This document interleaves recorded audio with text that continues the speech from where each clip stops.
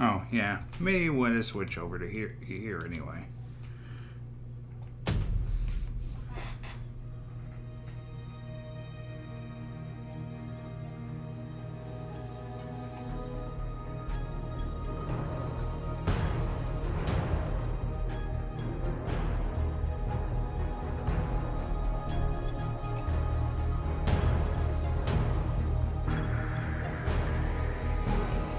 Testing. Very good.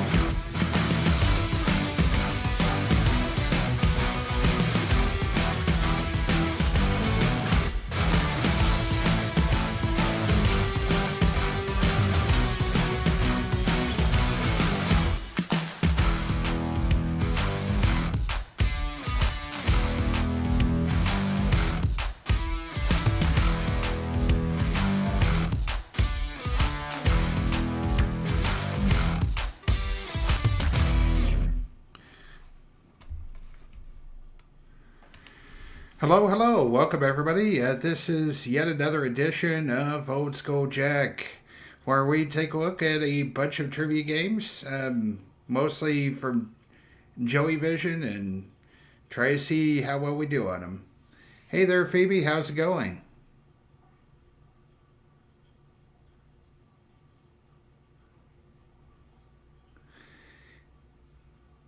All right. We got like a total of we got okay. I'm glad to hear that. I mean, you had a good Labor Day.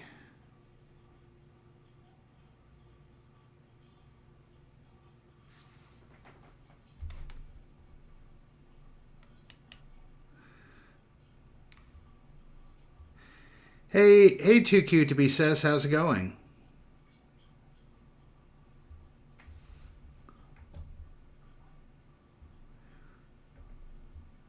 Hello there.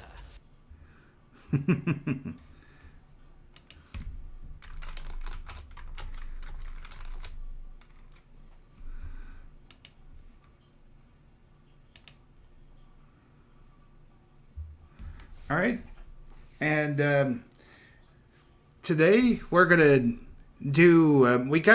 We always start with the rewrite, and then we got ourselves a couple other games that I downloaded from Internet Archive. Hopefully, this works out good.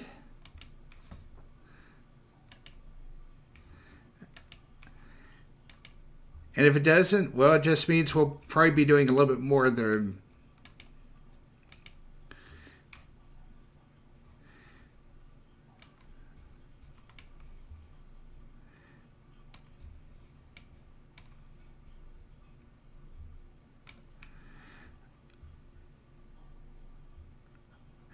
random wheel and everything. Anyway, yeah, let's get things started with the rewrite. I hear this one might be a good one for me here.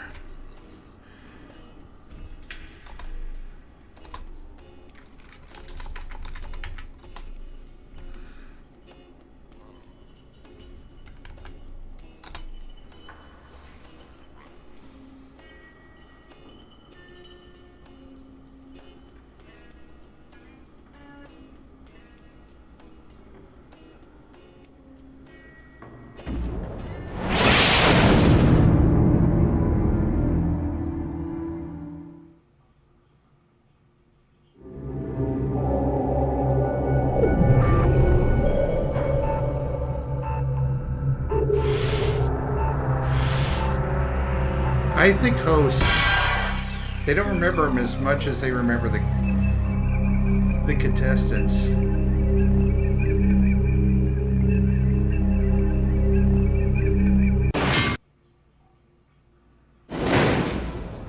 Oh, hello. Thank you for joining us on the re-ride. Oh, just you? I apologize. Let me try again. Oh, just you! Ha. Is this your first time on the rerun? Oh, I am sorry. I almost didn't recognize you. It is good to have you back. Here are your buzzers for this game. Please allow me to remind you that this is a non-profit fan project in no way associated with Jackbox Games. You are now ready for the rewrite. I wish you the very best of luck. Okay.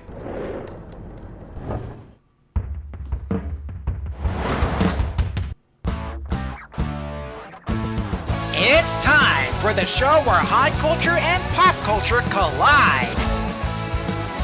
This episode of The Rewrite is brought to you by Act Like a Normal Person Acting Coach. Going on TV and don't want to embarrass yourself? Let us teach you the art of average. And now, here's your host, the Knight Rider of Needless Knowledge, Conan Blankenberg. Hey there, aspiring viral sensation. Enjoy your new fame as the host who couldn't. Your face will be a staple of top 10 game show fails lists everywhere. At least they'll always have a spot on the C-list celebrity reality TV shows for you. Come on down. You're the next contestant on the game show's floor of the Reride. It's all up to you. Well, I'll put it this way. You could have done a lot worse than that. Here's your category. The show where slogans are awkwardly strained. Uh-huh. Let's kick things off with a question about a game show I'm pretty sure we all agree is the king of all the others. If high culture and pop culture collide, and then pop culture keeps moving while high culture stays still, what has taken place? A perfectly inelastic collision, an inelastic collision, an elastic collision, or a perfectly elastic collision?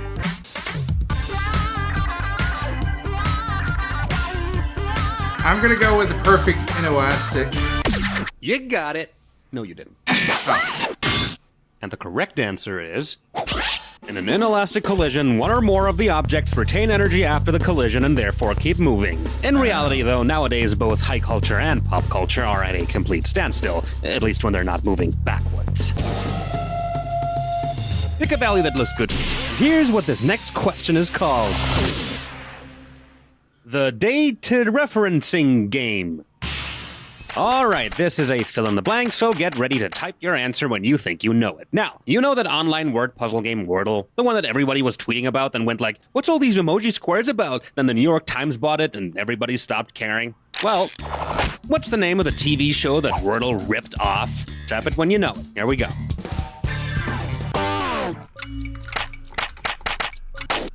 Lingo.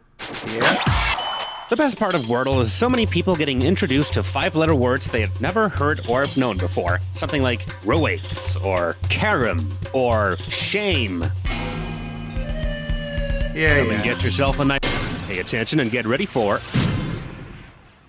I'd like to buy an umlaut. Okie doke, time for the next question. Damn, bitch, you live like this? What? Who the... Wait, aren't you the same guy who barged in here a couple of weeks Wait ago? a minute. No, I am Marie of Romania. Well, you're gonna end up like Marie Antoinette if you don't get out of here right the now. Oh, like you two and your skeleton crew of writers / editors / caterers could hold this joint together for much longer. I don't give a damn what you think. You either leave this place right now or you tell me why you're here. You want an honest-to-God answer? Anything less and I'm having you trespassed. Business. You asked for it, brother. Oh, he just left. That was unexpected. Jesus, maybe I should actually buy that gun. Whatever. Question. In which of these languages would it be impossible to buy a vowel on Wheel of Fortune? Arabic, Polish, Korean, or Klingon? Bell? Oh, God.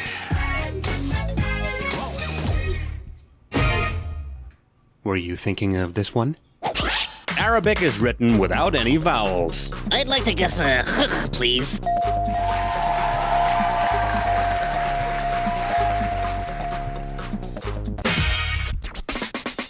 Hit your buzzer when you go. Bingo. She'd beat the clock and grab the win. She thought she won the dream. P-R-I-Z, P-R-I-Z, P-R-I-Z. Just vouchers for ice cream. Oof. Welcome to Prize. Remember, buzz in when the first letter of the correct answer lights up to win the cash. If you pick up all 5 letters, you win the bonus. Yeah, I can't say I've seen it in a while either. Okay, enough jibber jabber. Let's do this. Game shows are a genre of this kind of television.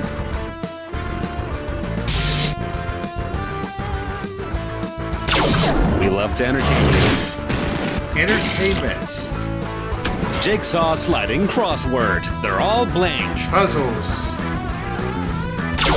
They're all puzzles.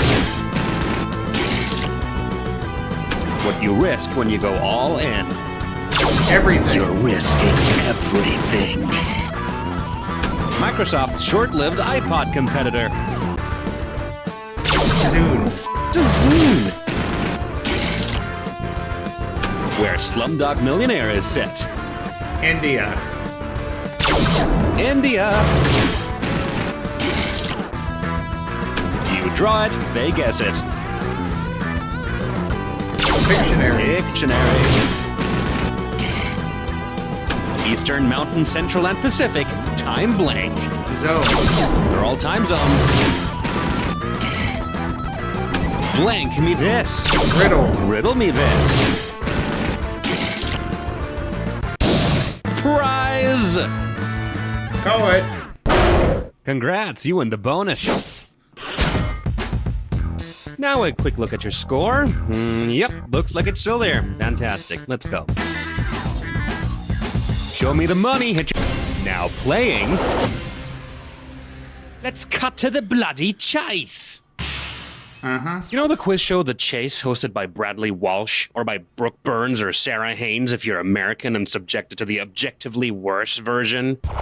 Suppose that the chaser for 1 week was the Greek philosopher Zeno of Elea. Based on his famous paradox, in what way would the show be different from usual?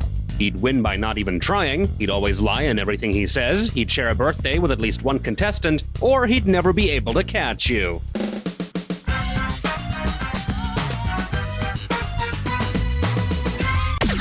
No, it seems like you're the only one who is trying to do that. Correct answer, show yourself.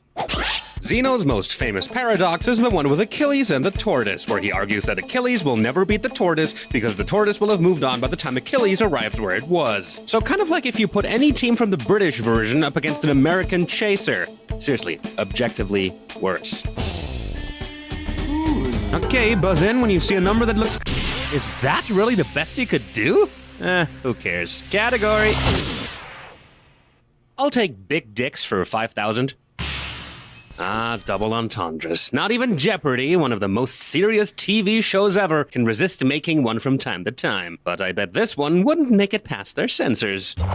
This dick from the US Air Force must have bubbled with joy when he received the Medal of Honor for shooting down 40 Japanese aircraft. Who is Dick Tingler? Who is Dick Bong? Who is Dick Assman? Or who is Dick Cox?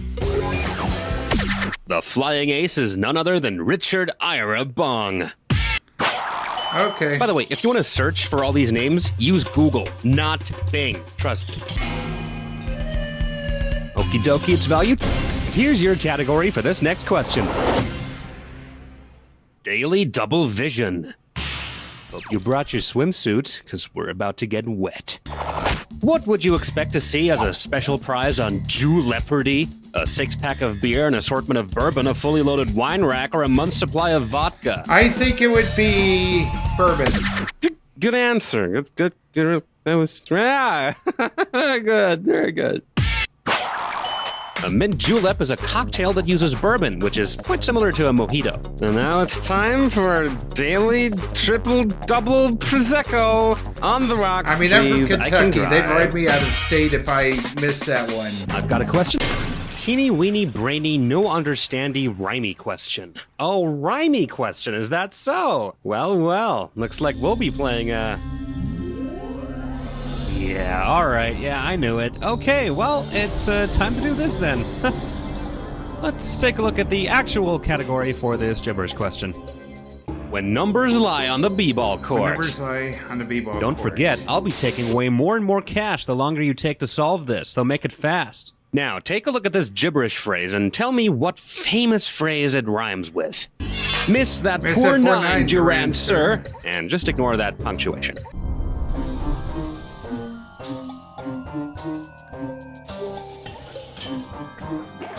First clue, it's something that's asked to confirm a choice. Oh.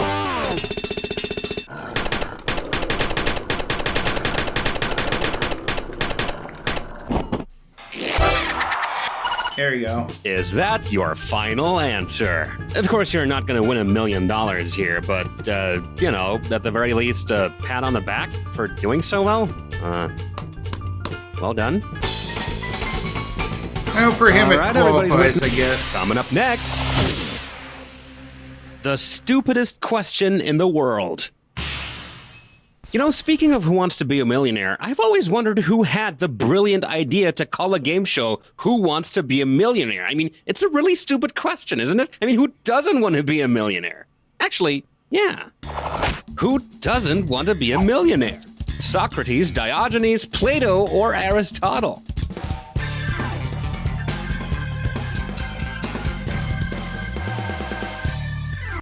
No, he is actually a huge proponent of money as an economic good, and I am a huge proponent of taking money away from people who are stupid. Well, maybe you should have picked a lifeline. Famous for its philosophy of poverty as a virtue, Diogenes, who voluntarily lived in a large jar and begged for a living, would very likely refuse to be a millionaire. And did you know that he literally pissed on people who offended him? Now that's an episode of Millionaire I'd want to watch. Let's play Who Wants to Be a Millionaire? Oh my god, what are you doing?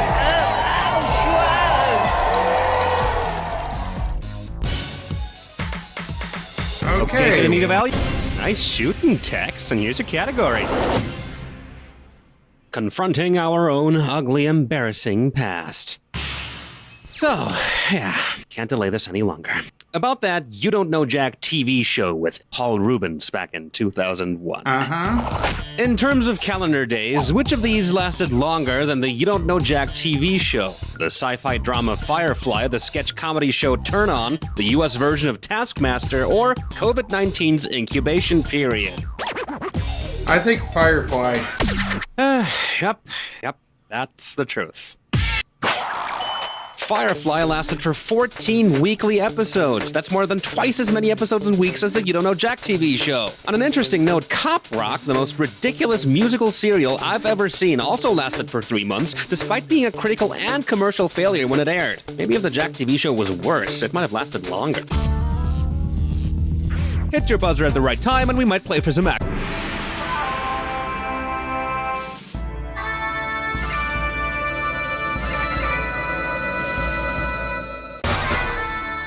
The off chance that Diogenes is playing this game, avert your eyes from this clue. Millionaires everywhere. This bonus round is all about the millions. Good luck. Okay, let's do it.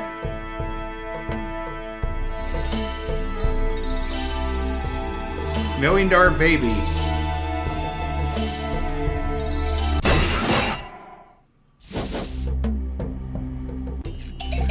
The $1 Million Man.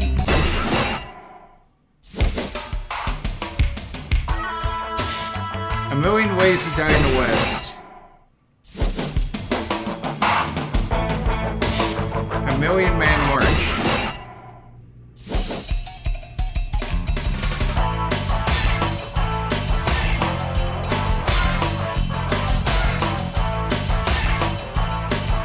Maybe it was Roses?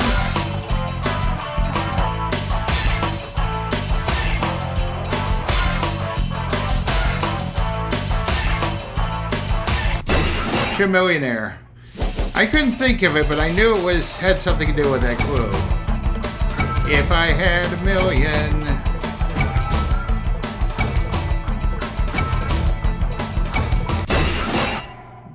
Yeah, I'd be rich. Maybe it's $1 Million Roses? It is.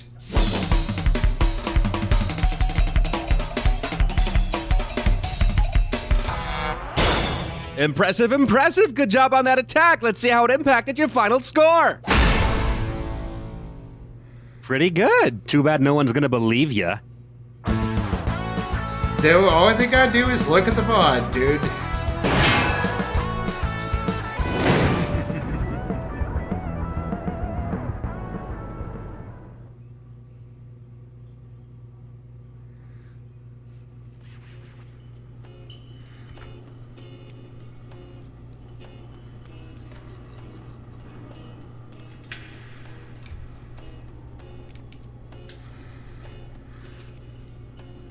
Alright, this concludes this episode of You Don't Know Jack the Rewrite. If you like what you saw here, be sure to subscribe, spread the word.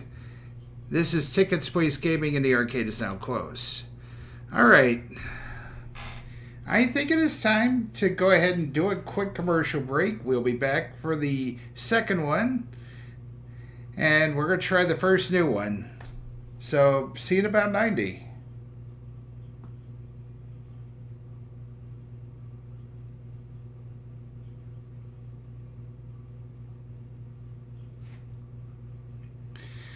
Now I can tell you that we do have a new video. If you haven't seen it yet, I'm gonna quickly show it before we take a look at the wheel. Yeah, The first team to get a World Series win is determined by wheel. We're in double digits already for this video, which is incredible considering hardly anybody watched it the first time I did it on...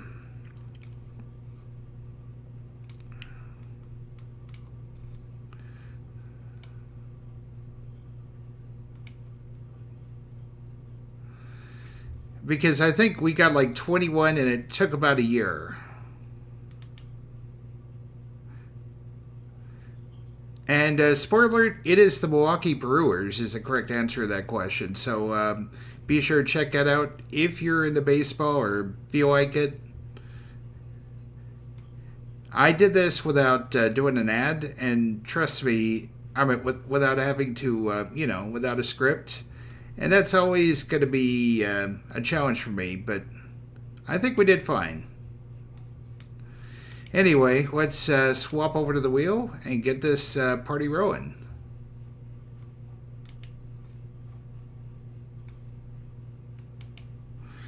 And we are back, ladies and gentlemen.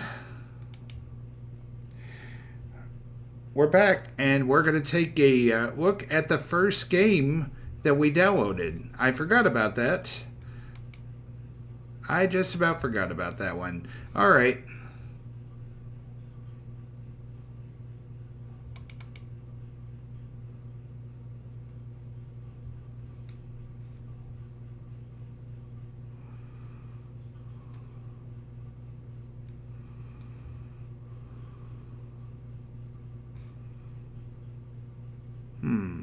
I think it's this one.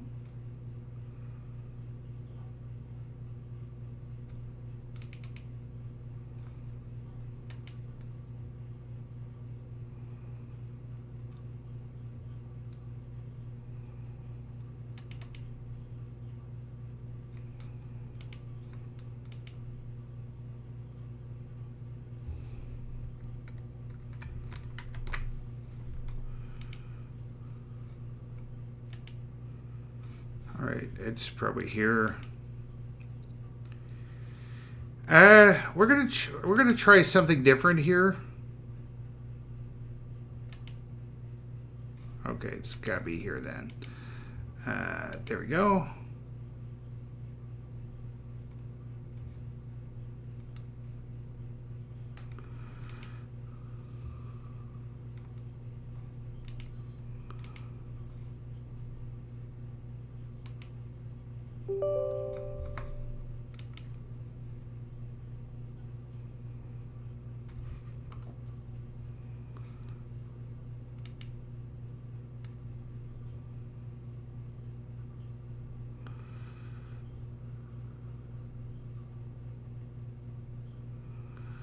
Hey, you gotta love Windows, right?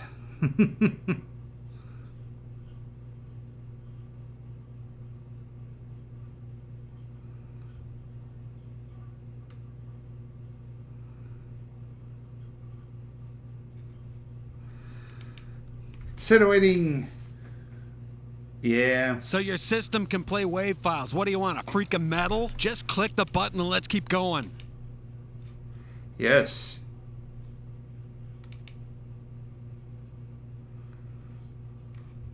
Blah, blah, blah, blah, blah.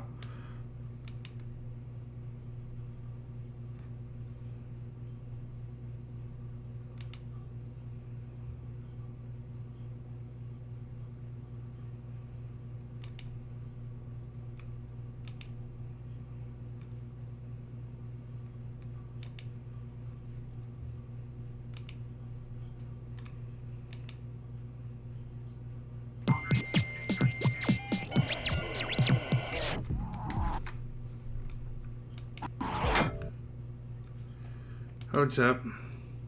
Just gonna make sure we got everything ready to go. Uh-huh. That's a good sign.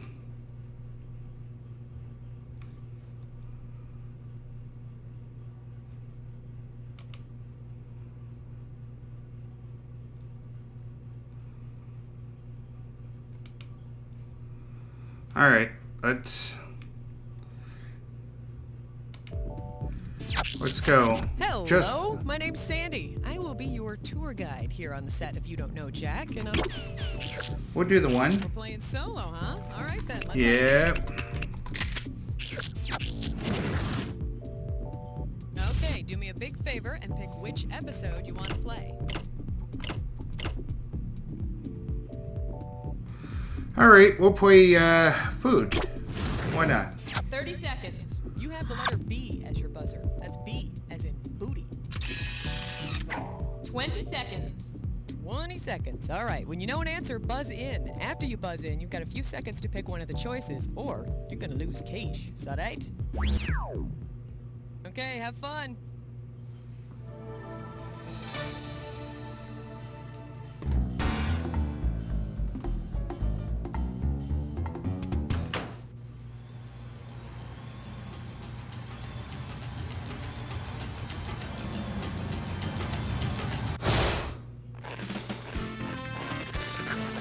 It's time for the show where high culture and pop culture collide. All right, now I want to hear some belts loosening out there. You know what I'm talking about? No, you're not in the all-nude episode. I'm talking about our food episode. Oh, Right, okay. a little tribute. in Thanks honor for of the Thanksgiving. clarification, So Spitty. make some room. Pop open those button flies because it's time for the real meal. Category, please.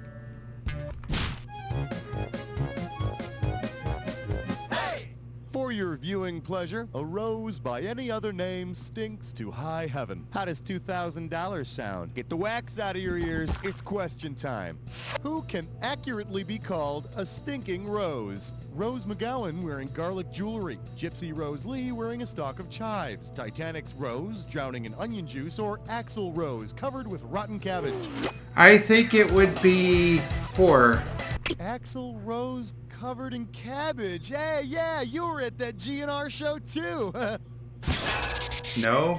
For the curious, here's the right answer. Stinking Rose is an affectionate name for garlic. Unfortunately for Rose Oh. McGowan, not even stinking garlic jewelry was enough to keep Marilyn Manson at bay. All right, pick a category.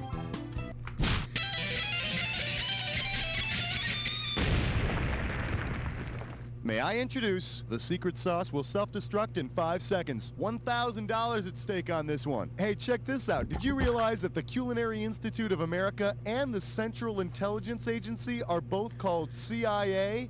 Man, how many goofy mix-ups did that cause? If the Culinary Institute of America's cookbook got mixed up with the Central Intelligence Agency's operations book, what would be the recipe for Bay of Pigs surprise? Take Chile, overturn, and add Pinochet. Stir in anti-Castro rebels, abandon, and voila! Fold in Iran and use to heat up Nicaragua. Or smoke Prez, serve with grassy knoll salad. I think the answer is 2.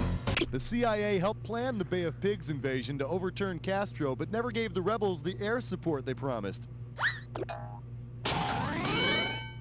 And you know what they say, too few operatives spoil the coup. Give me a category. It's not bad so far.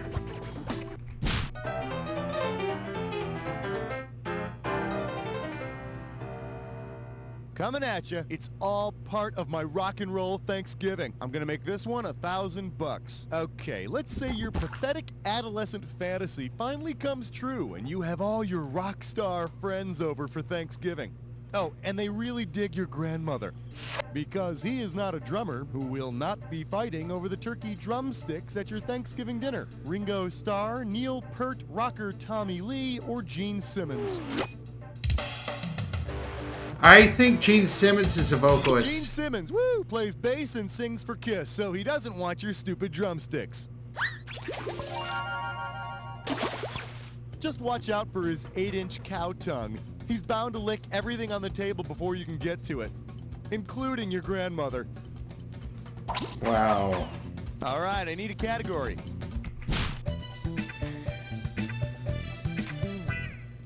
We're calling this one Humpty Dumpty Sat in the Mess Hall. I'm gonna give away $3,000 this time. See if you can wrap your skull around this. Which of the following foods can Humpty Dumpty eat without feeling guilty for devouring a fellow egg? Egg foo young, egg salad, egg cream, or deviled egg? I think that would be egg cream. Egg cream is a soda fountain drink made of milk, chocolate syrup, and seltzer water. Did I say eggs? No. Not that Humpty would care about eating another egg. Heartless bastard. Ah, well, what can you expect, coming from a broken home? Throw me a category. Hey, not bad. You chose a when did happen. Oh, boy. All right, I'm going to show you an event like this. Man first walks on the moon. Then I'm going to list off 7 other events like this one. All you got to do for each one is tell me whether it happened before or after man first walked on the moon, or if it never happened at all. Buzz in when the correct answer is lit, you'll get $1,000. But be careful, if you buzz in when the incorrect answer is lit, you lose $1,000 each time you're wrong. We all set? Okay. This when did happen is called When Good Food Goes Bad. Okay, you love corn, don't you? Well, did you ever wonder what happens to that corn after you're done loving it? Oh, lots of stuff. For example, check out this event in corn's post-dinner table journey. Small intestine decomposes corn. Now, does this happen before your small intestine decomposes the corn, after the small intestine kicks in, or does it never happen at all? Oh, my bad.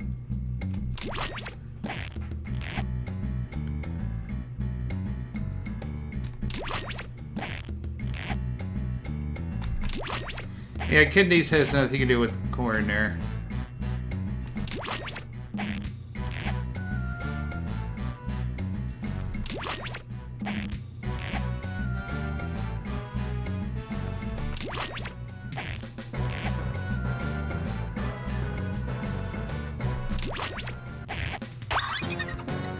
That's it. Let's see what we've done. Yep, you got them all. Let's see what that does to your score. Okay. All right, then. Let's get back to the game. That was pretty easy. Time to pick a category.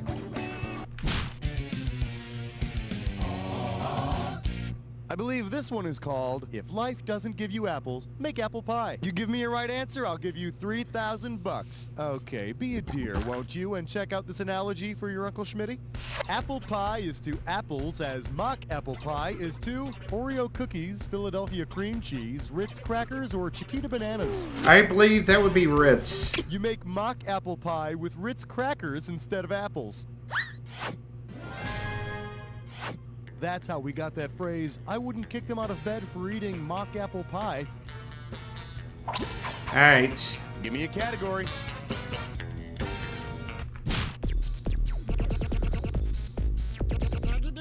Well, what do we have here? Sticks and stones may rot my teeth. You get this one, you pocket $2,000. All right, so you know how Mom always puts out the fancy silverware for Thanksgiving dinner, right? Well, if this year your mom puts out the fancy Lick-a-Sticks, what will she be serving for the main course? Dots, Fun Dip, Pixie Sticks, or Pop Rocks?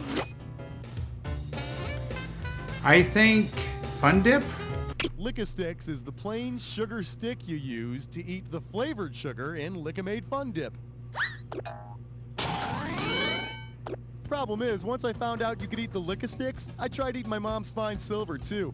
Serving spoon was a bitch. All right, really? Category.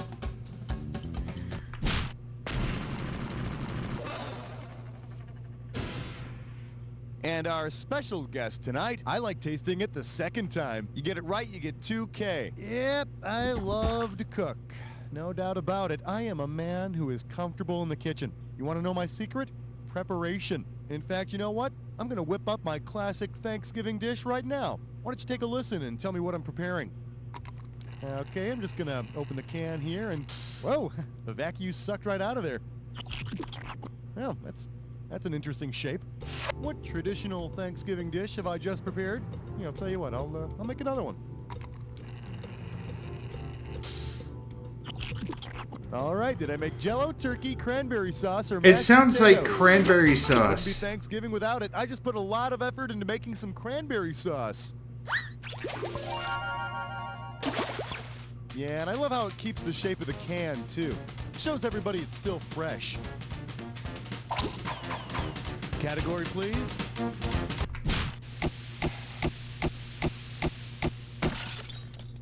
Let's take a look at binge. You get it right, I'm putting you up $2,000. Yeah, Thanksgiving is that time of year that can be described with one word: indulgence. Imagine you sneak a nip before dinner. While eating, you really attack a hog's head. When dinner's almost over, you have your face buried in a butt. And what have you been indulging? Beer, onions, milk, or ham?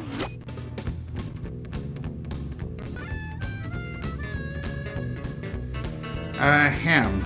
I'm sorry, did you say something? Oh. I could have given you some cash if you picked this one.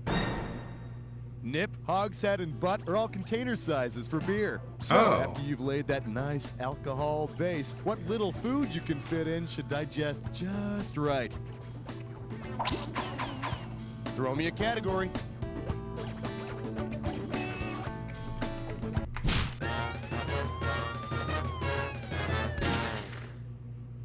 This one's called Veggies Porking Out. We're talking 6K here, so pay attention. Okay, this question is all about fatty foods.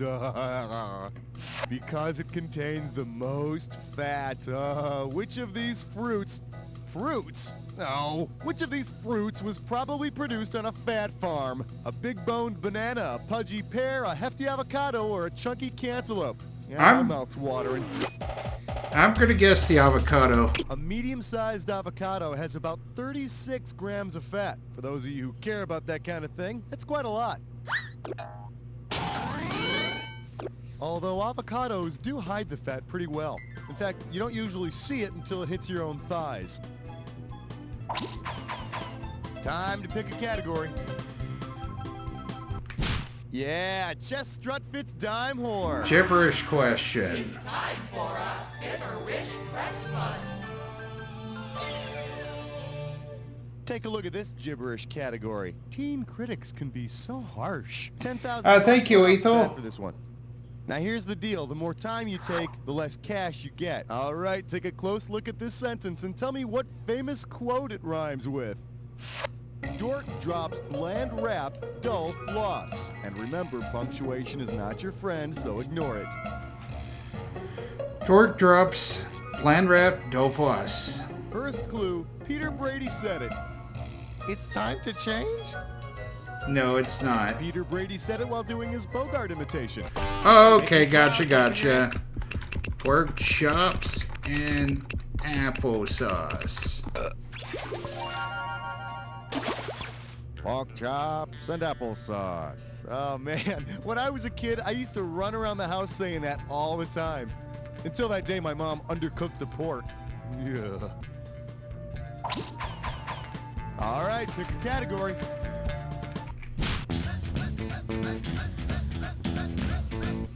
The category is, please pass the elderly relatives. I'll give you 4,000 clams for this bad boy. Think fast. All right. It's question time. If Granny Smith comes over for Thanksgiving dinner, what's the best way to serve her? In the apple dumplings, in the creamed corn, in the mashed potatoes, or sliced up with the turkey? That would be the apple dumplings. Granny Smith is a kind of apple. Actually, they're my favorite kind of apple. I like the little walkers they come in. And how they always forget my name. Give me a category.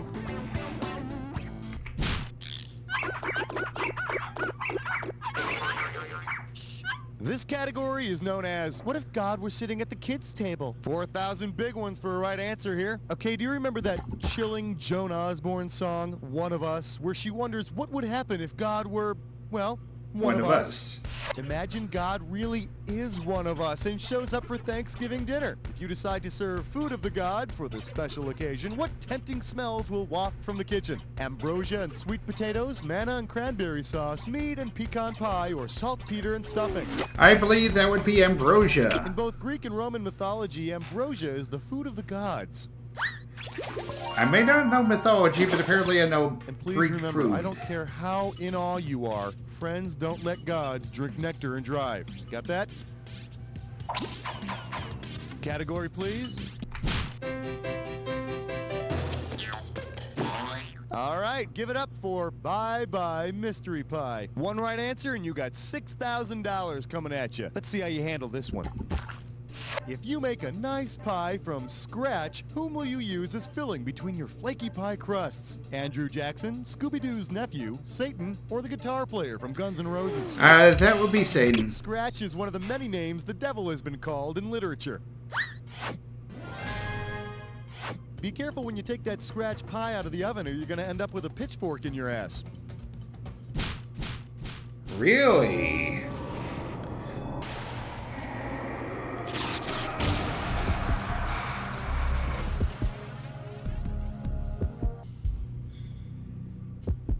Well, you've made it to the Jack Attack. Here's the deal. If you see two words that go together, buzz in and you get $2,000. If you buzz in when they don't go together, you can say goodbye to $2,000. Here's the fun part. Remember the clue.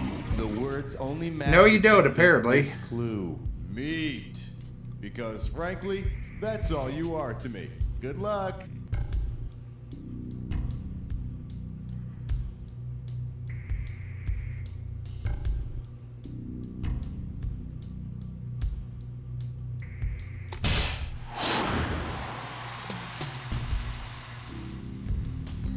That would be turkey.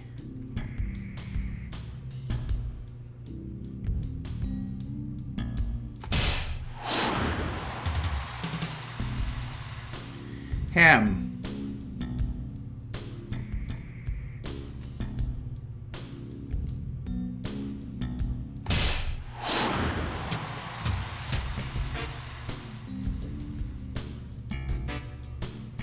Oh, it was bacon. Come back. There you go. Duck.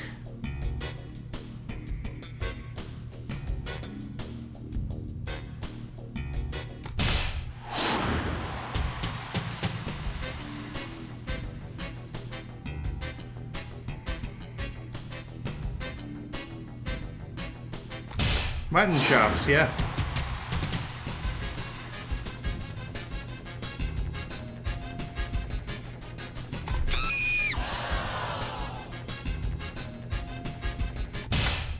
Oh, lamb. It's lamb. Okay. Did pretty good. Nicely done. Nicely done. Now let's see what you did to your score. That's it. Way to go, my friend. Like I always say, it doesn't matter whether you win or lose as long as you get to play with yourself. Now get the hell away from the computer, will you? Because You don't know Jack!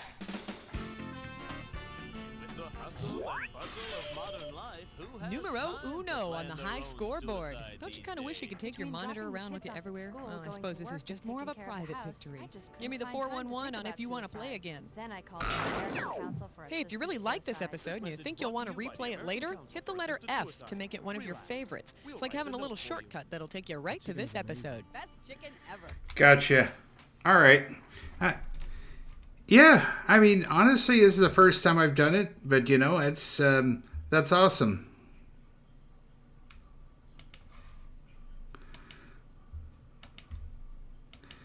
All right, this concludes this episode of Louder, Faster, and Funnier. If you like what you saw, be sure to subscribe, spread the word, hit that notification bell, and this is Ticket Squeeze Gaming, and the arcade is now closed. All right. Well, that's two of them done. Now we get to keep our fingers crossed and see if the other game downloads. Hopefully it will. But the first one did. So that's a good sign.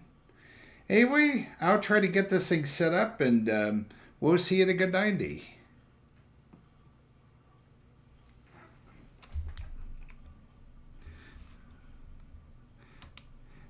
Yeah.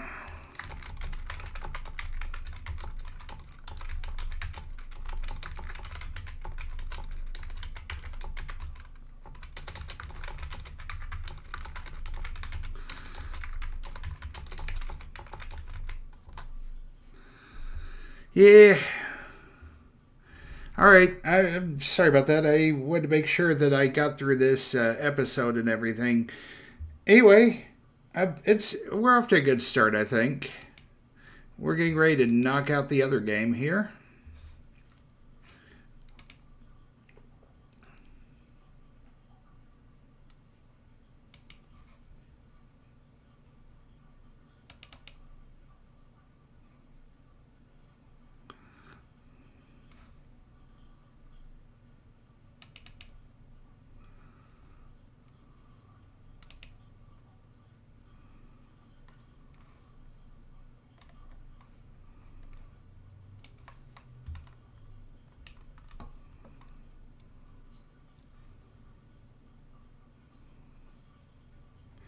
All right, got about 15 seconds left, so yeah. I'm just keeping my fingers crossed, hoping this works. If it does, we may have more fun coming to us in the future.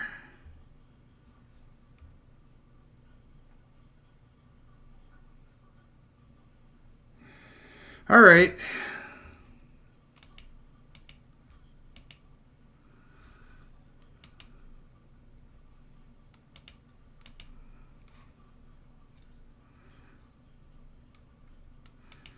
What is Volume 5, by the way?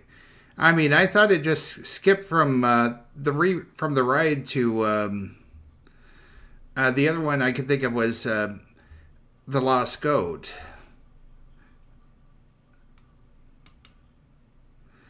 I'll keep an eye on the.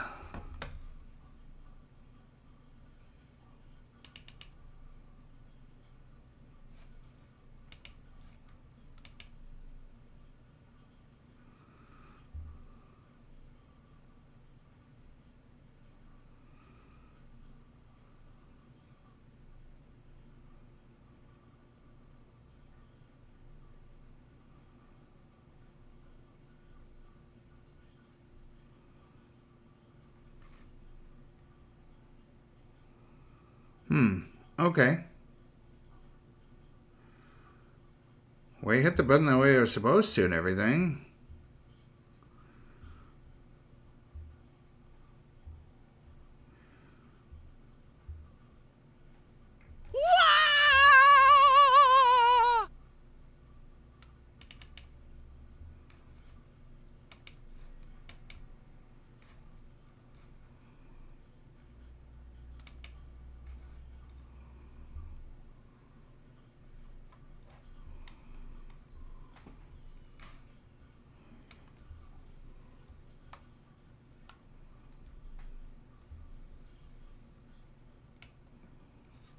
Maybe I hit the wrong button. All right, we'll try this again here.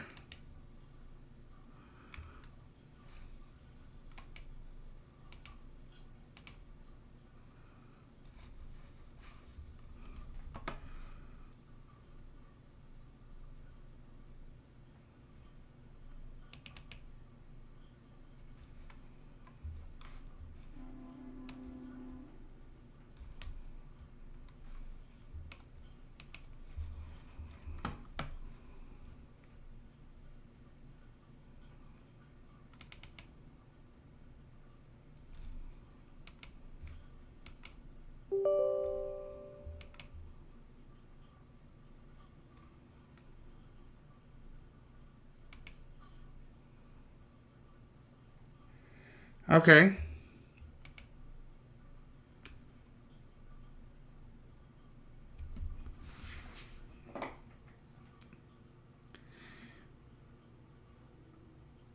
Yeah, once again, it's Windows. Uh-oh.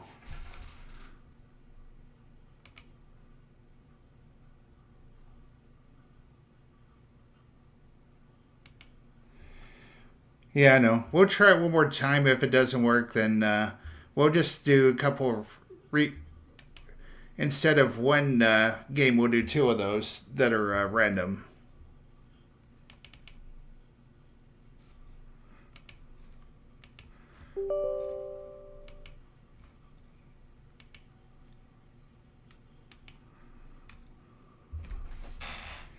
I was planning on doing one random game, but Instead of 1, we'll do 2 if it doesn't work. Okay, I need to write that down, but yeah, it sounds like it's skunked.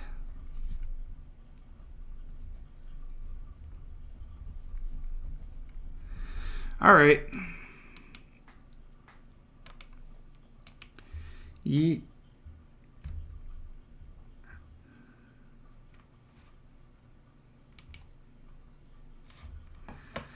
All right. So we're doing 2 games of random check. So let's switch over. Maybe I gotta have this on first. That's probably it. Here we go.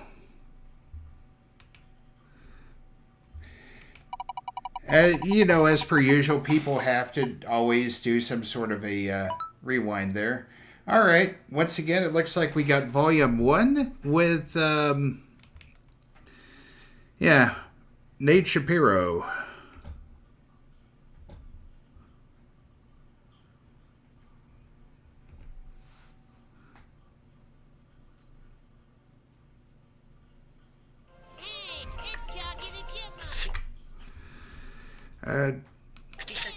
Yeah, give me a second. We'll get this swapped over.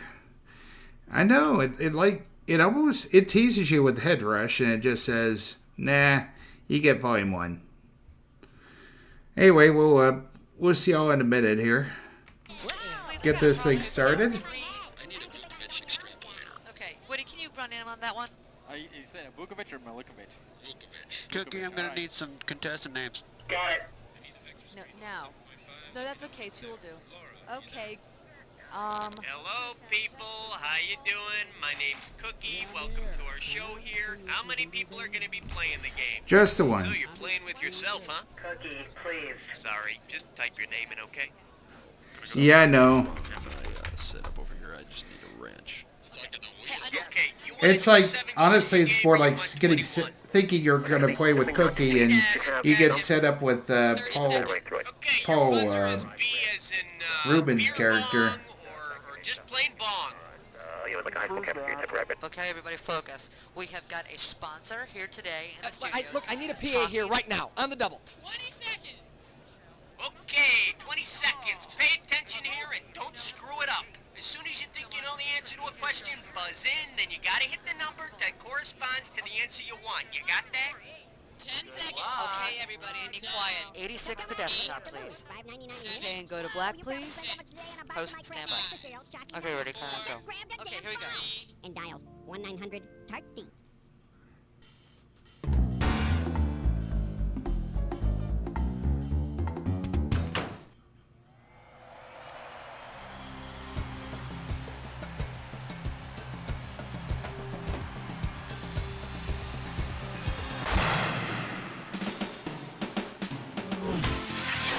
Time for the show where high culture and pop culture collide. Yeah! Hey, how you doing? Welcome to the show. You're playing solo for this show? All right, let's do it. How about it? Hit me with a category. Get ready for some fun. It's question number 1. Oh, yeah. Here's the category. Oh, what a night. And this one's gonna be worth $1,000. Okay, get your fingers ready, let's get busy. According to the singer in the 1970s dance hit, what was a very special time for me? November 1943, September 1953, December 1963, or October It was December 1973? 63. It was late December back in 63. What a lady, what a night. What a headache the next day. Okay, pick a category. Whoop-de-doo. It's question number Oh, now these are really The name good, of though. this category is erotica and ichthyology. A right answer will get you 2 G's for this question. Okay, we're coming at you. Heads up. Which of the following is not a fish? Sea chub, French grunt, black crappie, or wet rod? I'm gonna guess the. No, a French grunt's a fish, and you can always tell a French grunt because it's got hair under its gills, which, personally I find attractive. Huh. And here's the right answer. Wet rod. Hey, Steve, did you catch anything? Yeah, I got me a wet rod. I see that, but did you catch anything? All right, come on, hit me. We need a... Ooh-wee, it's question number All right. All right, let's see what we're doing here. Famous roosters and bizarre operations. The amount on the table is $3 grand. Okay, this one's a toughie. If Foghorn Leghorn and Pete's Dragon were combined into one character, the best name for him would be Pete's Hengon, Bobby Basilisk, Gary Gorgon, or Philippe the Fire-Eating Cock. I'm gonna guess A basilisk. basilisk, part dragon, part rooster. Now there's an animal that could wake you up at sunrise. If they don't fry you first. How about it? Hit me with the category. Next up, from Sinbad to worse. This question's gonna be worth $2,001 bills. Imagine Sinbad the sailor got a severe blow to his head on his little-known 8th voyage, and after that he became easily confused, especially while on board his cargo ship. Because it's called the poop, Sinbad kept relieving himself on the what? Raised after-deck, cargo bay door, kitchen table, or third sail?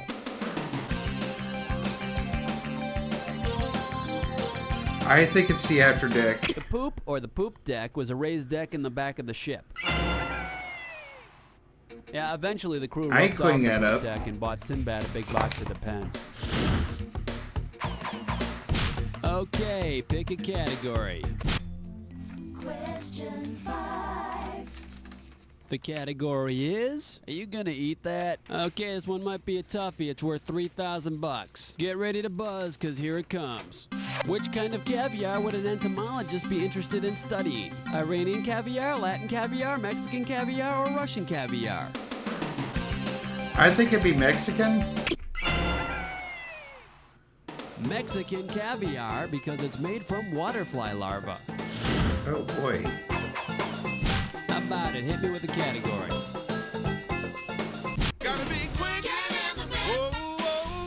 We'll see if the This fiber one's gonna optic be thing Lane happens. Doctor with tweezers and electricity. And we are talking $1,000 for this question. Remember the electrical game Operation by Milton Bradley? Which of the following is the best explanation for why the patient's nose lights up and a buzzer sounds when a player botches a procedure during a game of Operation? The operating doctor is grounded, the electrical circuit is closed, the direct current is alternated, or the operating tool is positively charged. I think it would be the electrical circuit is closed. Hitting the metal edges with the metal tweezers completes the circuit. But I have an idea for a really exciting game of Operation. Wire a brain surgeon to an electric generator. I got it. Don't touch the skull. All right, come on, hit me. We need a category. Uh-oh, mess. Gibberish question. It's time for a Snickerclish restaurant. Here's your gibberish category. Radical farmers. The opening value is $5,000. Okay, now remember, you don't have all the time in the world here. The less time you take, the more money you make. Standing by, what song title does this rhyme with? Song to right wing.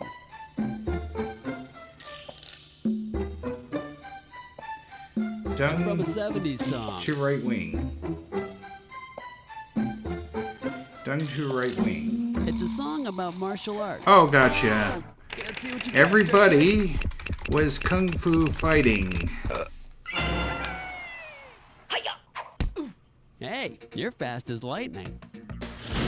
In fact, it's a little bit frightening. How about it? Hit me with the Yeah, man. Come along to question 8.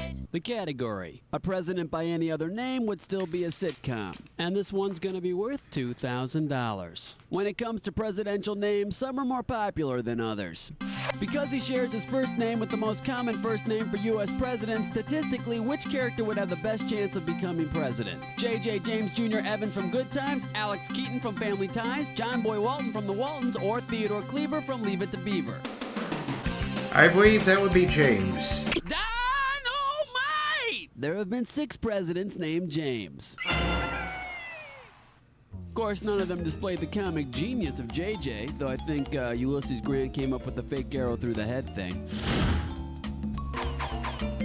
Okay, pick a category. Number 9. Yeah, I think that's The more category Steve Martin, behind this though. question is games people played before us. And this one's going to be worth $3,000. Flight attendants, prepare for takeoff.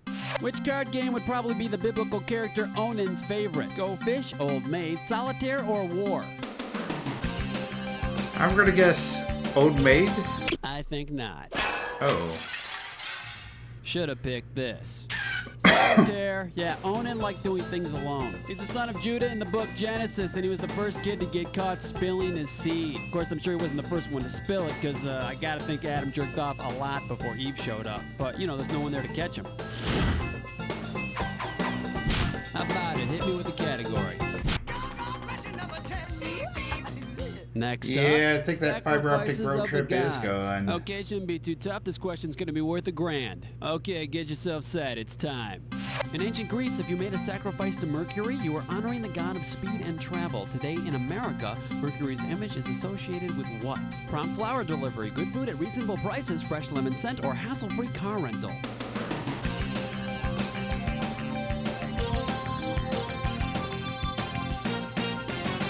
The god of prompt flower delivery. Okay, we're at the end of round 1 now. On to round 2. Now pay attention, because all the questions in round 2 are worth more money. Let's do it. Why does this not work? All right, come on, hit me. We need a category.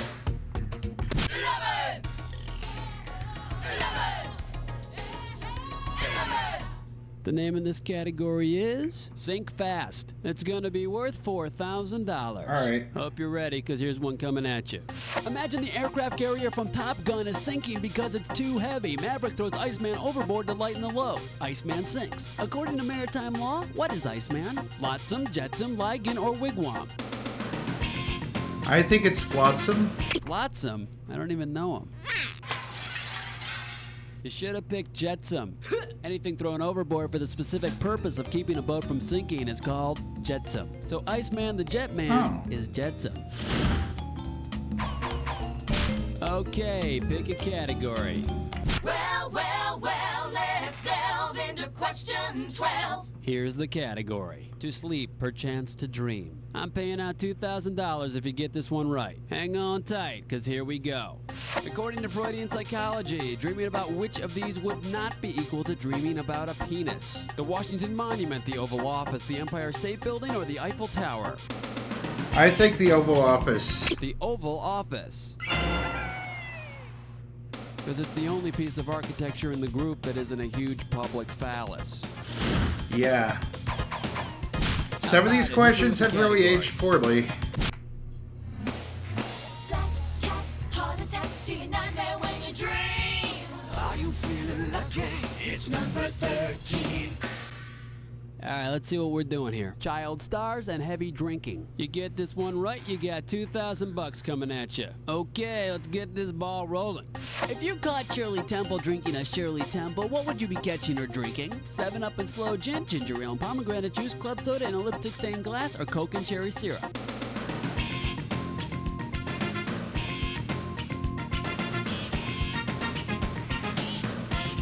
Shirley's drinking ginger ale with a little grenadine, which is made from pomegranates.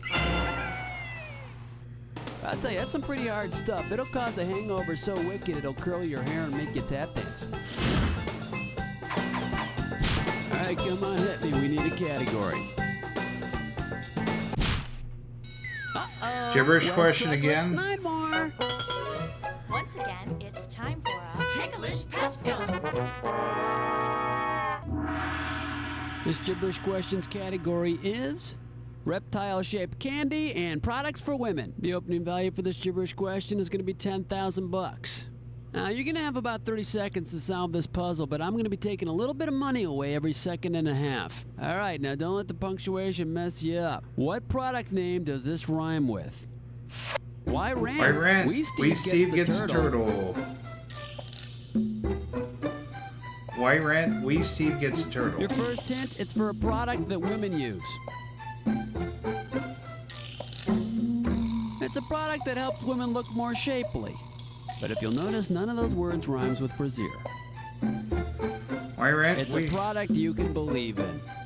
Believe? Why rent? We Steve gets a turtle. You really need to shape up. Oh, Sue, it's so comfortable and light. And look, no unsightly lines. Why rant we Steve gets the turtle? Oh. And I can't believe you're a contestant. Yeah, well. Okay, pick a category. Appropriate considering we got to play game shows The earlier. right answer will get you 2 G's for this question. I tell you what, let's talk about one of our quainter, more obscure game show brethren, shall we? If you played the real-life, non-TV version of Double Jeopardy, what would happen to you? You'd receive a double payoff on one horse. You'd sink 2 balls at once in pool. You'd be acquitted, then tried again, or you'd be served a double-yolked egg. You'd be acquitted and tried again. Your Fifth Amendment at work. Although I think another definition might be wearing bell-bottoms and a silk shirt to a Harley convention. All right, come on, hit me. We need a category. Flush your head down the latrine. Ease your way with sour cream. 16. The category: musical I terms mean, and idiosyncrasies. hopefully- This question's gonna be worth hopefully you didn't. $2,001 bills. Get your eyes focused on the screen. Here we go. Fortissimo is the loudmouth, as retardando is the blank. Bamboo shoot, slow poke, penny pincher, or motor mouth. I think that would be slowpoke. Retardando means slow down in music. Actually, I think the PC term composers are now using for retardando is mentally challenged ando. No. How about it? Hit me with the category. Ew. It's question 17. The category behind this question is Blossom and Biochemistry. And we are talking 4,000 big ones. Okay, hang tight. Put your fingers on your buzzers. Here's the question. On a very special blossom, Joey accidentally ingests 1,000 milligrams of ascorbic acid. The result would most likely be convulsions, numbness in his extremities, slow, painful death, or increased immunity to colds. I think it would be immunity to cold. Increased immunity. It's vitamin C. Thank God it was only vitamin C. Joey will be fine. Whoa! Okay, pick. Song to city. The category is he shoots, he scores. And if you can figure this one out, I can pay you $4,000. Get ready to buzz, cause here it comes. If the mascots for these products were playing a pickup game of b-ball, which one couldn't slap the other player's 5 afterwards? Hamburger Helper, Chef Boyardee, Mr. Clean, or Rice Krispies?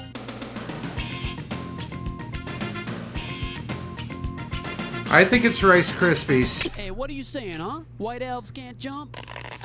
Oh. And let's see the correct answer. Hamburger Helper. The Hamburger Helper hand only has 4 fingers. Oh.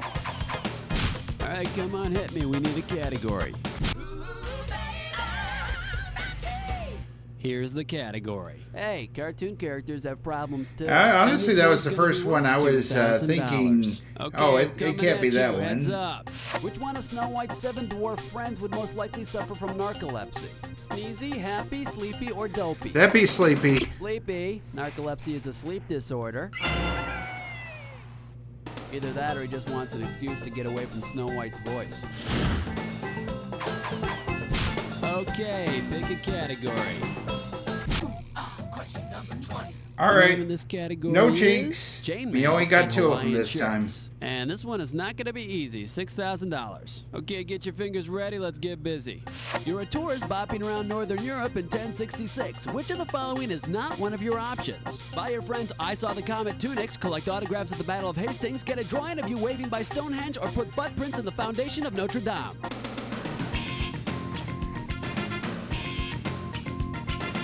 Oh, jeez. I don't know. Maybe Too bad you Hastings? didn't pick this. Notre Dame wasn't started until 1163, so you could not put your butt print in the foundation. But hey, you can still pee in the sun. How about it? Hit me with the category.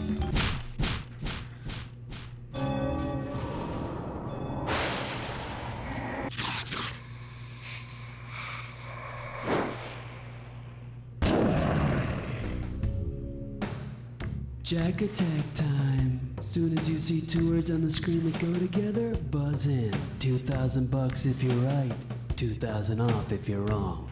Every time you're wrong. And careful, cause not all matches are equal. It's gotta be a match that fits this clue. Is anybody home? Is anybody ready to do some matching? Let's start the attack. All right. Right now. Jefferson, I believe. Oh. That was the whole thing with the B. That'd be the Cartwrights. The Ewings.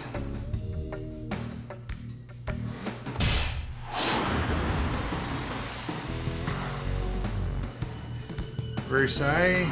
I think maybe that's Napoleon? No, Louis the 14th. There you go.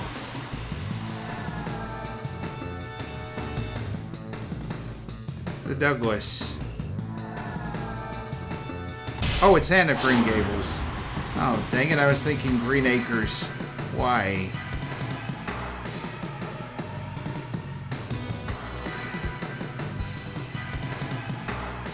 Heathcliff. He was in Wuthering Heights. The Pope. You've been poked. That would be Jefferson.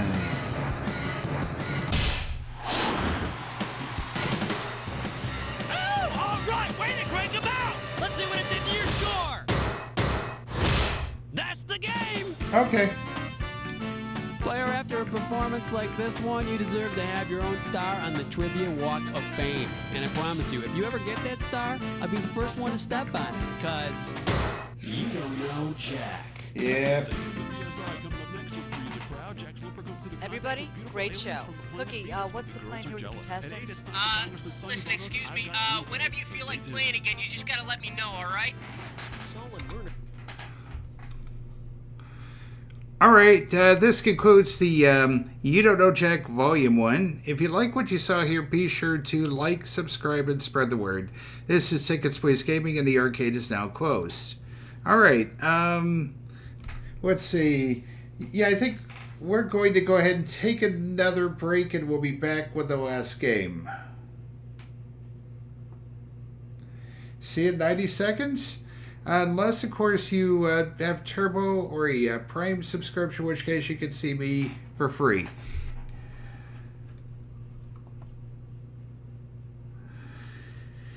Yeah, the game I actually had planned was the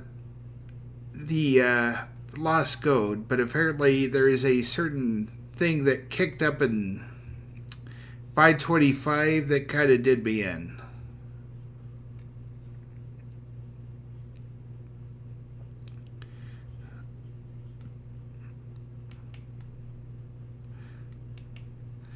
Oh well.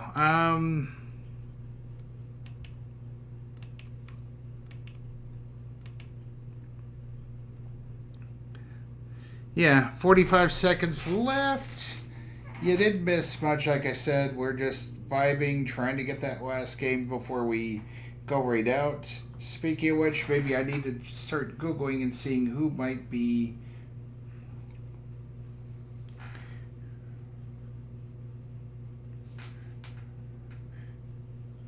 on the raid later on.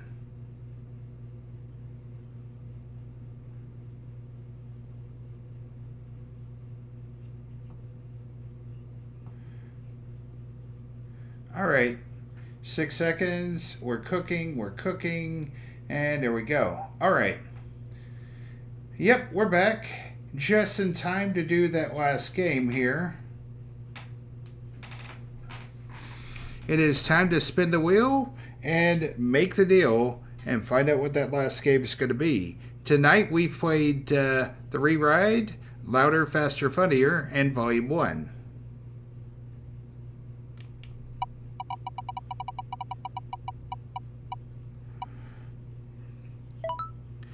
Alright, we're going to end the night with some sports. So, yeah.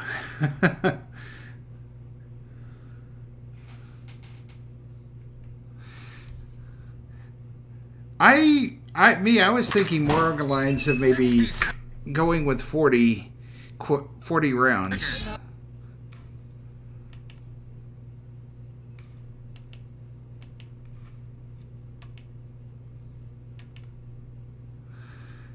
But yeah, I'd definitely check that out. I mean, see, like I said, I'm trying to come up with some ideas what to do as far as how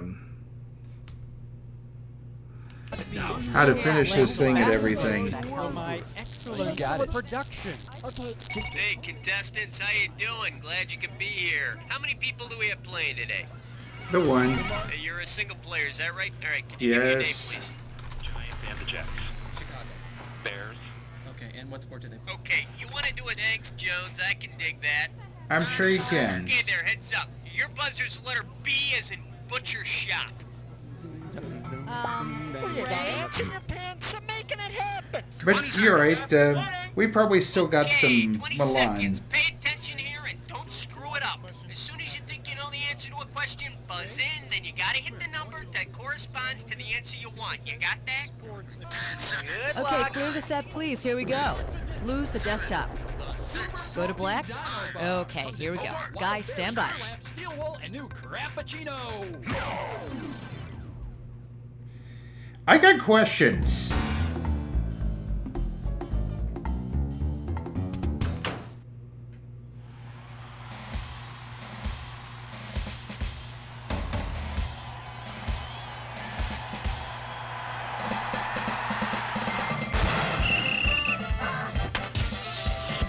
It's time for the show where high culture and pop culture collide. Okay, That's now true. This is what I like to see, a bright-eyed, bushy-tailed contestant. All right, we're playing solitaire, just you and the clock. Let's go. Category time. What's it gonna... One. This one's gonna be, it's a clean job, but somebody's gotta do it. Okay, shouldn't be too tough. This question's gonna be worth $1,000. So- Guess what? All your favorite cleaning product spokesmen have formed a softball team. If the first four batters in order are the Brawny Man, the Tidy Bowl Man, Mr. Bubble, and Mr. Clean, who would be batting cleanup? Mr. Bubble, Mr. Clean, the Tidy Bowl Man, or the Brawny Man? I think it would be Mr. Bubble. I hate to burst your Mr. Bubble, but... Bubble butt. And let's see the correct answer. Oh. Mr. Clean. I thought that was First number batter is known as 3. the cleanup hitter. Yeah, sure, he looks like a power hitter, but that wuss usually just stands up there looking for a walk. Then he probably shouldn't be batting Come cleanup. on, hit me. We need a category. We got spirit, yes we do. We got spirit, how about 2? The category? Everybody loves a sequel. And this one's gonna be worth $3,000. Listen up. Say Hollywood's planning a new movie called The French Connection 3, Drugs on Ice. Suppose Gene Hackman isn't available for the project. Because he was a member of the Buffalo Sabres French Connection line, who might be a good substitute? Gilbert Perrault, Rick Sealing, Pierre Turgeon, or Paul Cyr?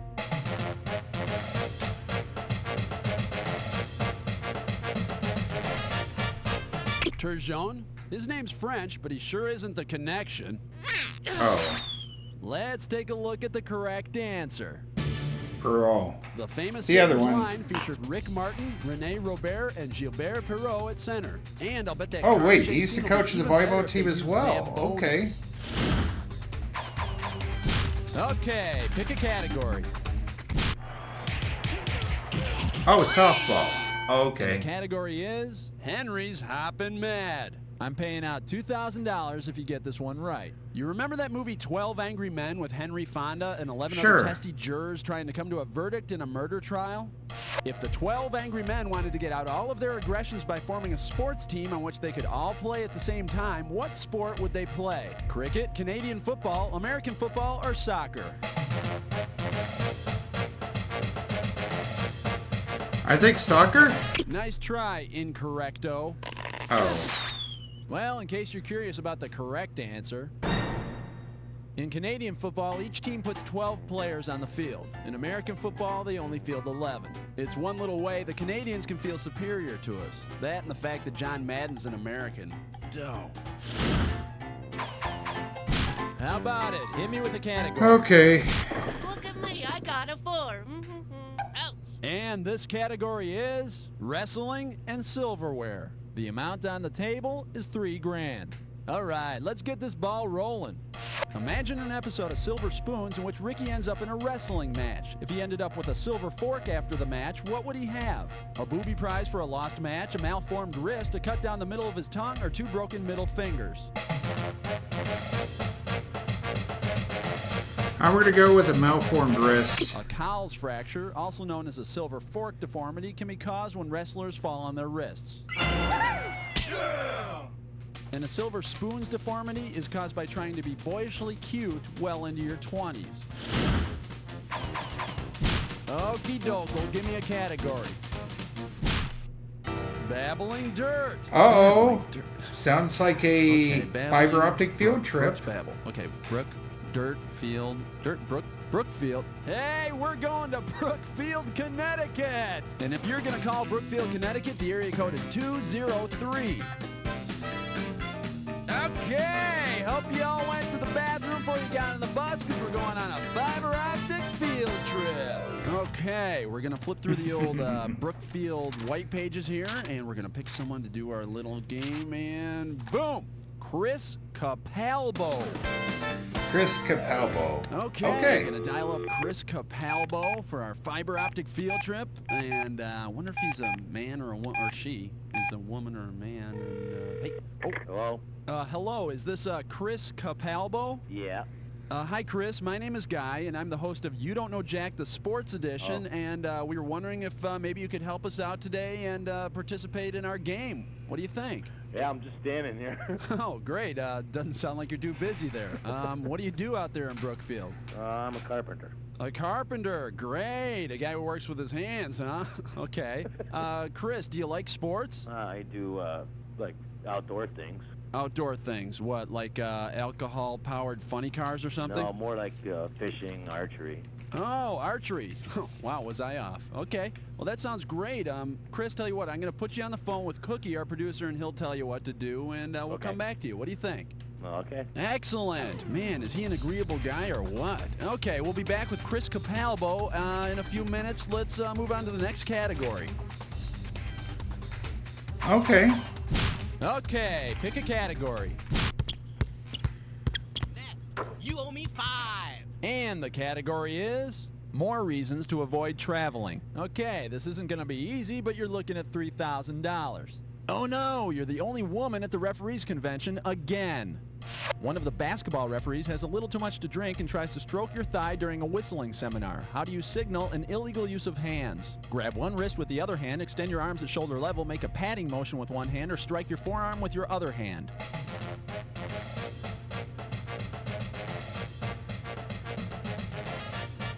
No, that signals that you just want some holding. Ah, isn't that sweet? What are you doing here, old man? You could have picked? You could have picked this. Striking your forearm with the other hand indicates an illegal use of hands. Although striking his forearm with your other hand would probably send him the same message. All right, come on, hit me. We need a Uh-oh, West Truck licks 9 more. Oh, it's gibberish question time. It's time for a Nickerclish Rescue. This gibberish questions category is love 'em and leave 'em. The opening value is 5,000 clammies. Now you're going to have about 30 seconds to solve this puzzle, but I'll be taking a little bit of money away every second and a half. Heads up! Listen up here. With what sports show does this rhyme? Don't be fooled by the punctuation. Some may bite. Shtup all. Somebody bite up all. Maybe this will help. It's a primetime TV Somebody show. bite up all. Oh, is it Blossom? A TV show that comes on... Oh, okay, gotcha. Ooh, you think you got it.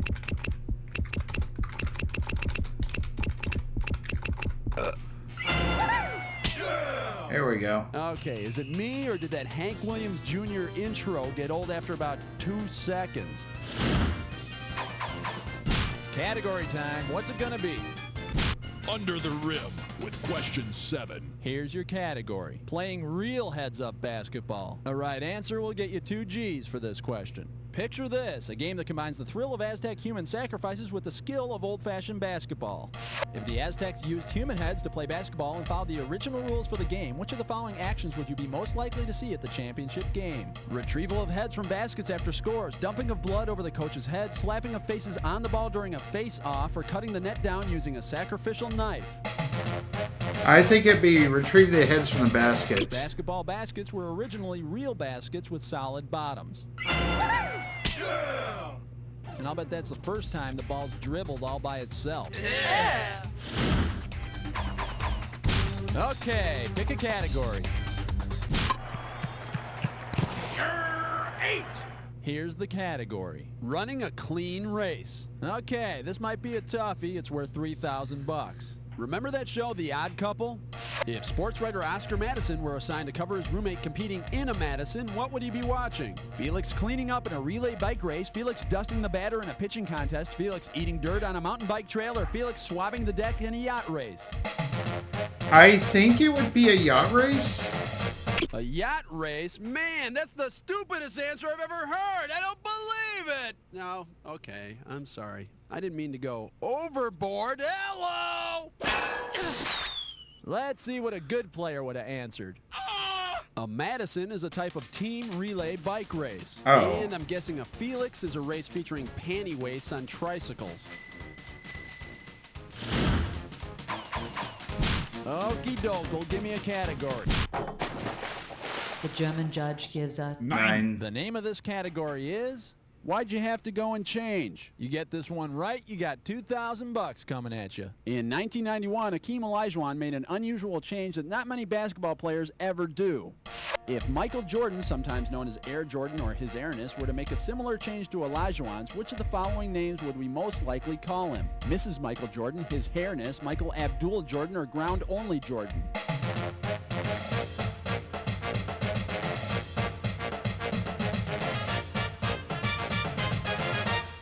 Hakeem used to be Akeem until he officially added an H to the front of his name. Here we go. So Michael would be His Hairness. He does. Of course, Jordan with hair would sort of be like moldy cheese. Everything would seem normal except for the fuzz on the top. How about it? Hit me with the category. Hang 10. The category is places to dribble. All right, $3,000 is riding on this one. Okay, hang tight, put your finger on your buzzer. Here's the question. Which of the following cities has never been the home of an NBA team? Fort Wayne, Indiana, Sheboygan, Wisconsin, Walla Walla, Washington, or Syracuse, New York? I don't think there's ever been a Walla Walla team. Walla Walla wasn't. Apparently, they were too busy thinking up stupid names for their town. Okay, that's the end of round 1. Let's move on to round 2. All right, we're in round 2 now, so all the questions are going to be worth double the money. Got it? Great. Let's go. Here we go. Fiber optic once again. Okay, we are back with our outdoorsy carpenter, Chris Capalbo. Chris, are you there? Yes, I am. Great. Are you ready with your question? I would suppose I'm ready. Hey, love your confidence, Chris. Okay, let it rip. U-T-L-Y, you ain't got no alibi, 11. The category is stick this in your quiver. And Chris, this one's going to be worth 5,000 clammies. Put your finger on the button. Here's the question. In archery, if you shoot the arrow backwards, which part of the arrow would hit the target first? A, the kipper, B, the prong, C, the knock, or D, the butt cap? Oh my God. Kipper? Okay, Chris, they said the kipper. No, kipper's a fish. Oh. Hey, Chris, no one got it right. What do you say? Oh, you should have guessed the knock. The knock's the small plastic piece that clips on the bowstring on the bow. Chris, my friend, you did a great job with that question. You know, I'd say you hit a bullseye. Wasn't that funny? But thanks a lot, Chris, and stay on the line, and we'll give you some free stuff, and soon you'll see yourself on a CD-ROM game. I'm going to have to buy this thing and a computer just so I can see that.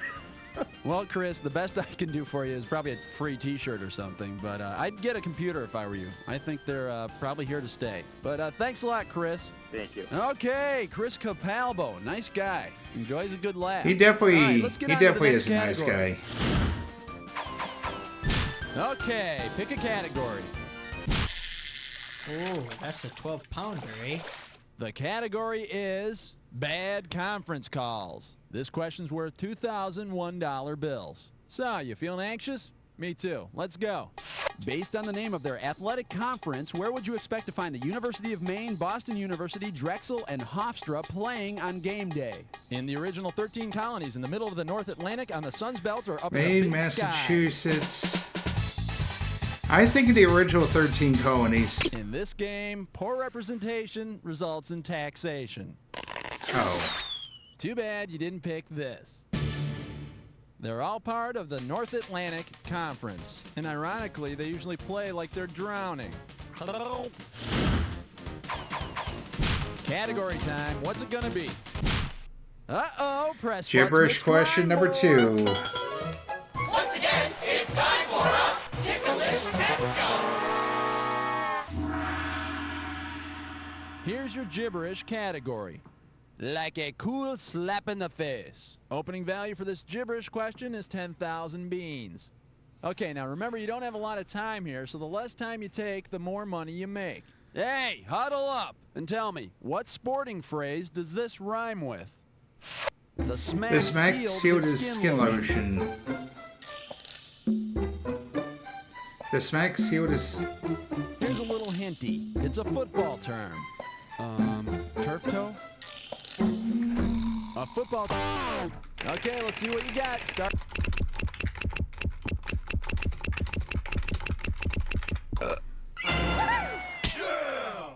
Oh, looks like they're loading the strong side. No, Keith, they're just boogieing. Oh. All right, come on, hit me. Come on, ref. It's falling. 14. 14. Sit down. The category behind this question is the way Grandpa played it. And this one is not going to be easy. $6,000. Ready on the trigger? Pull. If Super Bowl 25 had been played according to the scoring system used for football in 1890, who would have won the game? Denver Broncos, New York Giants, Buffalo Bills, or Tampa Bay Buccaneers? You know, I have no clue who is in 25, so I'm going to skip this one. Maybe Buffalo? Here's what you should have guessed. With touchdowns only worth 4 points and field goals worth 5, the Buffalo Bills would have defeated the New York Giants 26-22. But we can't change that now, can we, Mr. Norwood? Okie doke, give me a category. Love 15.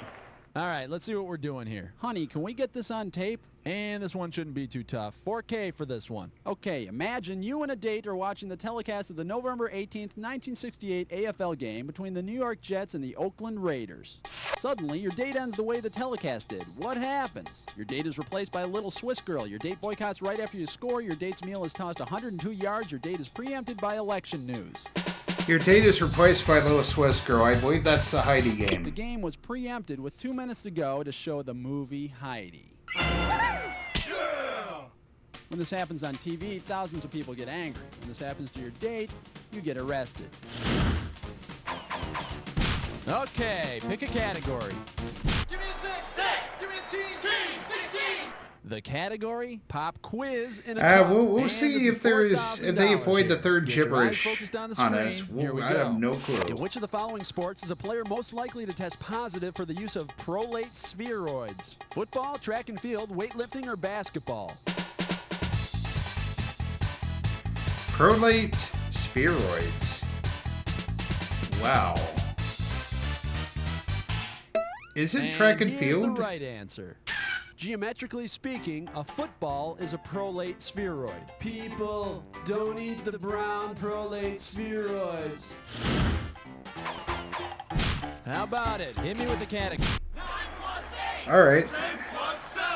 And the category is National Lampoon's Pro Tour. Now, I'll pay you $4,000 if you get this one right. Imagine that in the next National Lampoon movie, Clark Griswold drags his family across the country on a tour of sports arenas. If Clark Griswold took a picture of each member of his family next to a statue of a legendary sports figure, which photo could not be a part of his scrapbook? Rusty and Michael Jordan at the United Center, himself next to Babe Ruth at Camden Yards, Audrey on Ernie Banks' lap at Wrigley Field, or Ellen kissing Stan Musial at Busch Stadium? I think it would be Babe Ruth and Camden Yards. Not gonna dat. What? Should have picked this. There's no statue of Ernie Banks at Wrigley Field. But don't tell that to Chevy Chase. He thinks this movie idea is just the thing for his career right now. Silly Chevy. Okie doke. I thought Camden Yards was in Baltimore. 18. Here's your category. A cup would have worked just fine. And there's $6,000 at the end of this question. Get ready to buzz, because here it comes. As you're receiving the checkered flag at the Indy 500, you notice that the official waving the flag looks exactly like what's on top of the winner's trophy. Who's waving you home? A track official with no head, a pig with a checkered flag, a naked track official, or Teddy Roosevelt with a flag and a racing fire suit?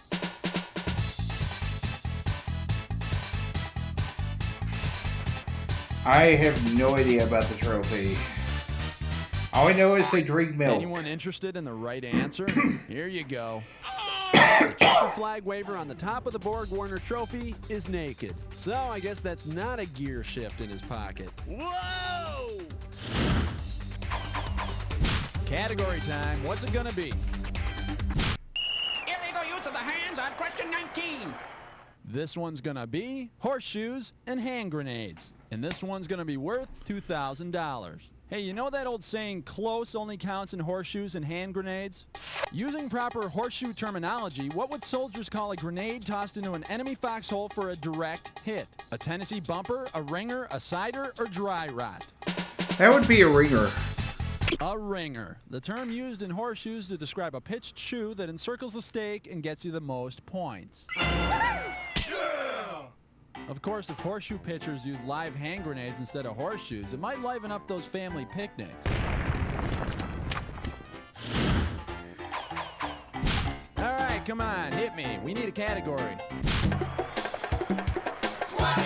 And this category is Bole Bole. And if you can figure this one out, I can pay you $4,000. You know Calvin and Hobbes, that little comic strip kid and his imaginary tiger who always getting picked on by that school bully Mo? Yeah. If Calvin and Hobbes decided to teach that bully Mo a lesson by dropping him into the middle of a real bully, which one of these would Mo experience? Being dunked and held under in water polo, being whacked with sticks in field hockey, being slapped with a paddle in table tennis, or being smacked with a mallet in croquet?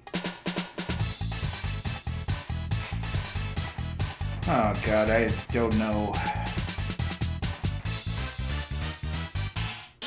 Let's take a look at the big money answer.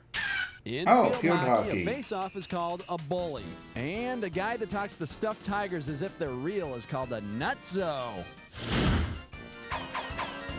How about it? Hit me with the category.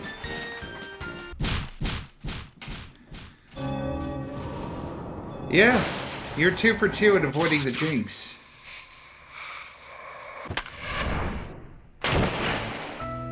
It's the Jackaroony Attackaroony. Buzz in when 2 words match and I'll give you $2,000. Buzz in when they don't match and I'll take away $2,000. And remember, it's not any old match we're looking for. Remember the clue. It's the one that fits this clue. ABA is A-OK.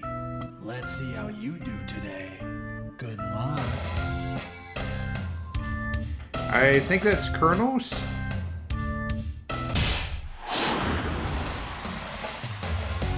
Utah.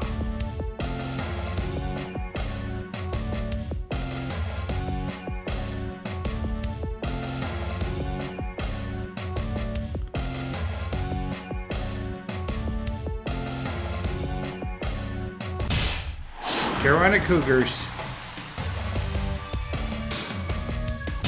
Chaparrals.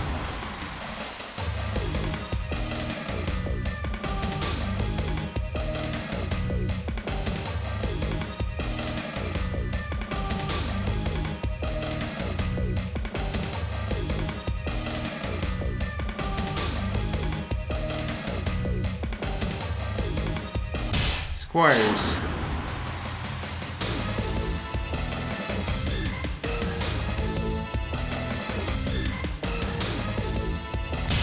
Spirits of St. Louis, okay.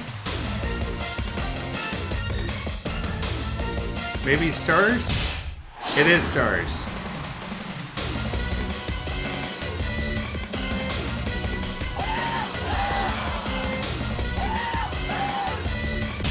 Floridians. Okay. Ready, sweep, but the question is, how did it sweeten your final score? That's the game. Yeah, it was the Jack attack that saved us. But there's no two ways about Oh, well. Of course, it's not like you had any competition to make it a real challenge, but that's not the point. The point is... Nah, I've done a lot better. Great show, everybody. Can we please cue the commercials? And Cookie, can you tell me the story about these contestants? What's happening? All right, if you want to play again, you just gotta let me know whenever you're ready, okay? I'm Candy.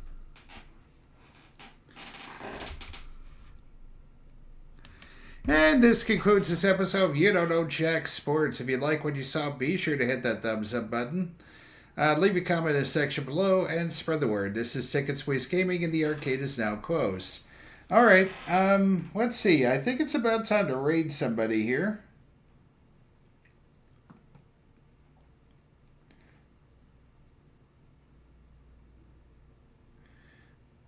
Alright, you have a good one, Phoebe. We'll be seeing you next week.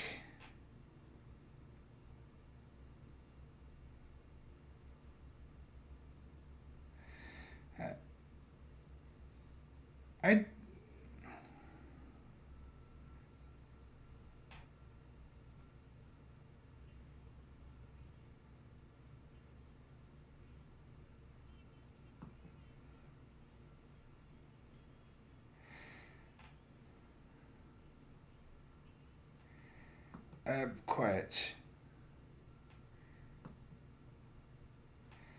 I'm kind of looking and see if I can find somebody to raid here. This is one of the contenders.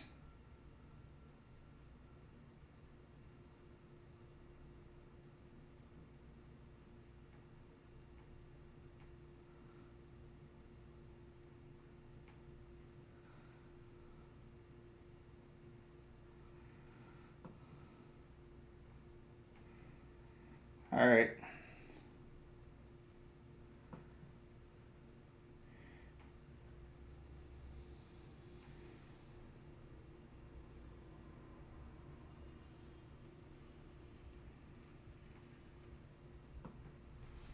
All right, folks.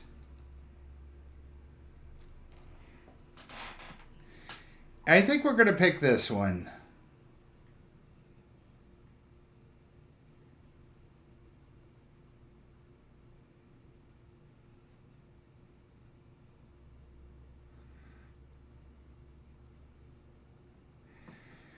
All right, folks. I shall return on.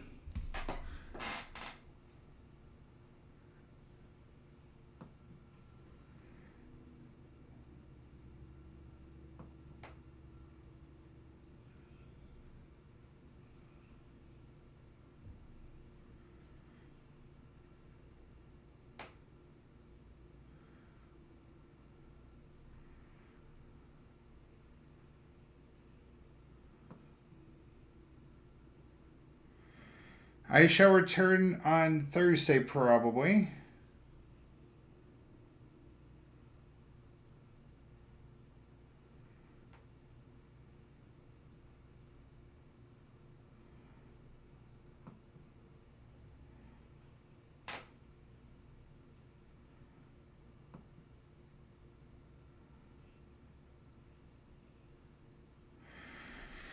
Yeah, I will be back on Thursday for Out of the Park Baseball. Until then, we shall probably an earlier stream.